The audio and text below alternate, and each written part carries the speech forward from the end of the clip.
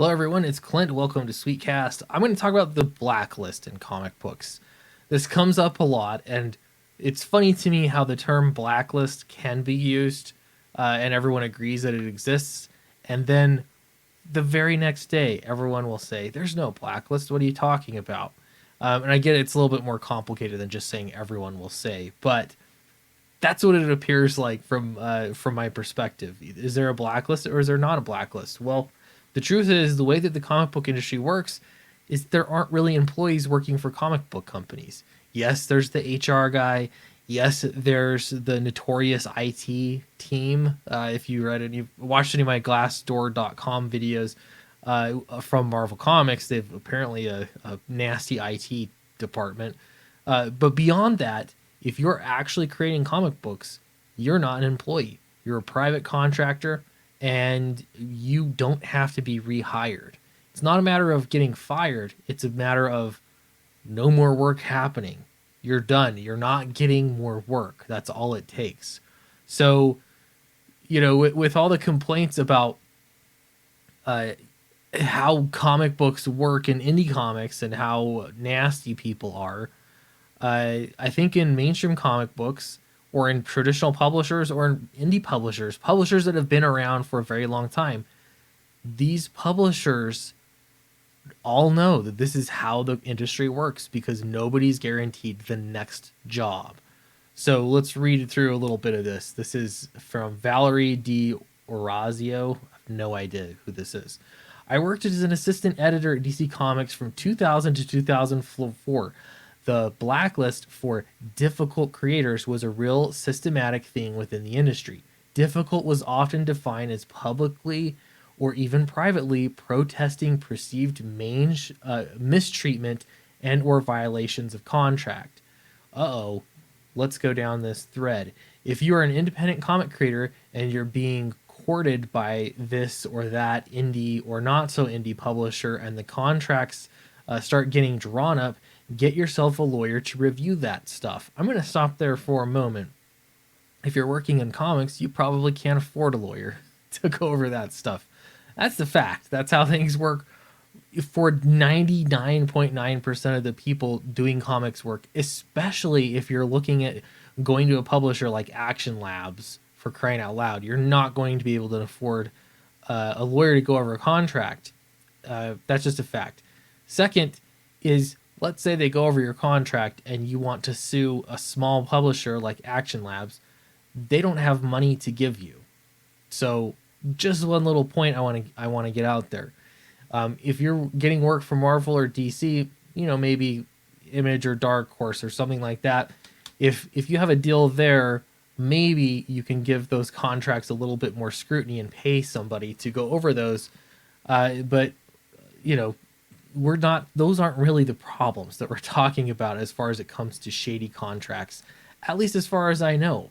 Who knows, they could have multiple problems, but right now we're kind of talking about smaller indie publishers. To be clear, shenanigans and bad practices of course happen in industries other than comics. It's just that in comics the quote, "this was my childhood dream" factor gets heartlessly manipulated by some publishers in order to defraud creators and treat them like crap. Wow, that cannot be understated. That is so true. Absolutely true. There are people that will leverage your desire to make your dreams come true over you for anything. And if you went against one of these small publishers, they hold your dream in their hands, or at least they make you believe that. If you think as a creator that a publisher can crush your dreams, your comic book dreams will never happen without this one publisher, you're going to be willing to put up with ridiculous stuff to make it happen. And again, this is compounded by the fact that they're not actually an employer. They don't really need to make you happy. They need to just pay you and move on. And if you're not happy, they'll find somebody else that can do the job, that won't say a word or that will put up with it. This is why I really like the idea of doing your own thing. Do your own thing. You have create your own comics. If a publisher wants to publish your stuff later and pay you to publish your stuff, that's great. Uh, Getting hired by one of these publishers to do something when they apparently can't manage money, none of this makes sense. All right, I'm going to continue on the next one. I used to write about these issues in the comic book industry and stopped for several reasons.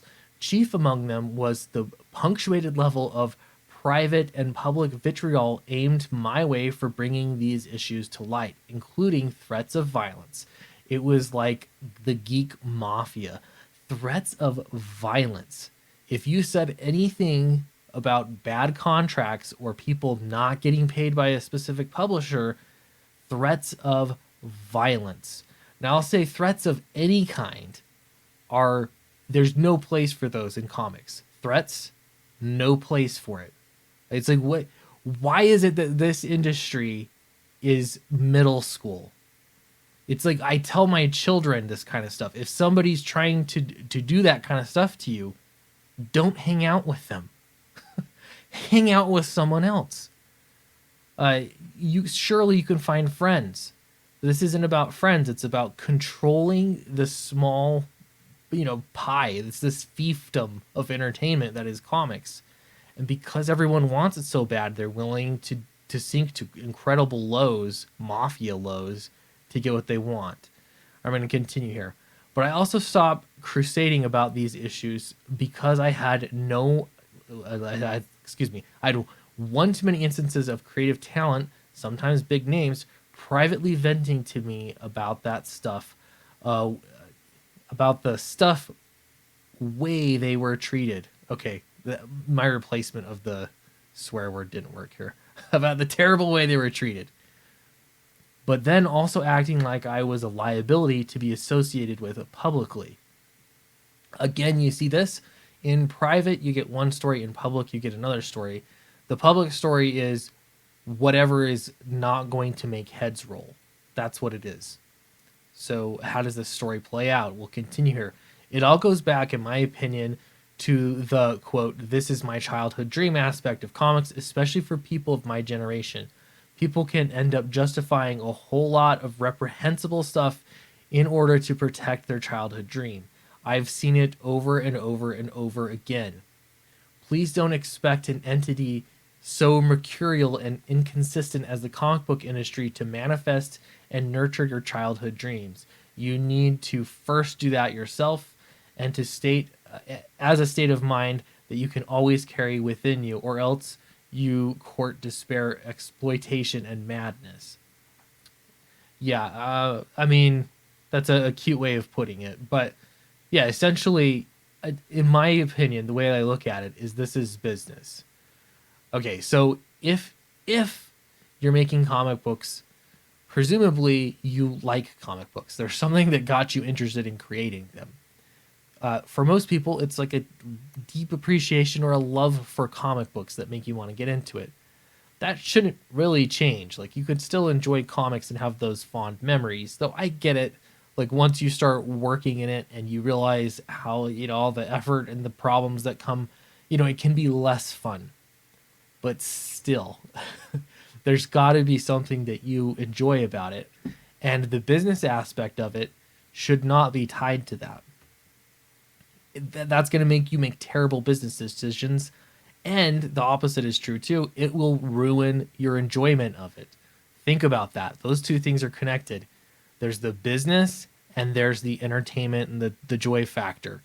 They need to be separate as far as when you're making decisions. If you're going to buy and enjoy comic books, that is fantastic. I don't think any business decisions or anything like that should affect you enjoying your comic books. It's fun. On the other hand, none of that fun stuff should affect your business, right? It shouldn't be these, emotional feelings. Those will absolutely lead you into dark places. It happens over and over and over again. It will break your heart, as Jack Kirby has said. So yeah, here is a question. Is there a list of those that use such lists to avoid? Wow, this is interesting. Is there a list? So we were talking about blacklisting the publishers that blacklist people for speaking out. Well, that's interesting.